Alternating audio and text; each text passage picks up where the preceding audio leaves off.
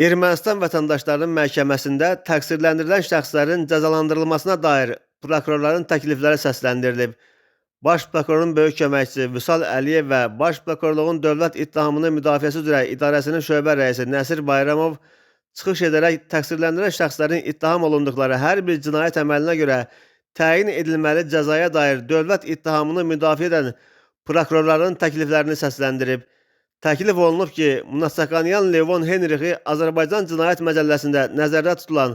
təcavüzkar müharibəni planlaşdırma, hazırlama, başlama və aparma, beynəlxalq müdafiədən istifadə edən şəxslərə hücum etmə, əhalini məhv etmə, köləlik, əhalini məcburi köçürmə, təqib, insanları zorakılıqla yoxa çıxarma,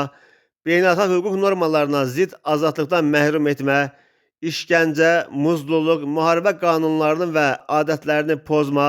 silahlı münaqişə zamanı beynəlxalq humanitar hüquq normalarını pozma, hərbi soyğunçuluq, qəsdən adam öldürmə, qanunsuz sahibkarlıq, terrorçuluğu maliyyələşdirmə, cinayətkar birlik təşkilat yaratma, qanunsuz olaraq silah, onun komplekt hissələrini, döyüş sursatı, partlayıcı maddələr və qurğular əldə etmə,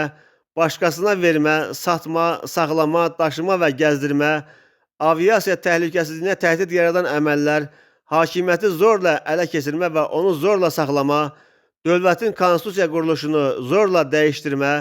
qanunvericiliklə nəzərdə tutulmayan silahlı birləşmələri və qrupları yaratma cinayətlərini törətməkdə təqsirli bilinməklə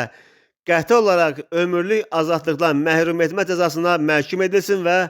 cəzasını həbsxanada çəksin. Cəza çəkmə müddətinin başlanğıcı tutulduğu vaxtdan 2023-cü il sentyabrın 29-dan hesaplansın. Zərərçəkmişlərin nümayəndələri dövlət ittihamını müdafiə edən prokurorların cəzaya dair təklifləri ilə razı olduqlarını və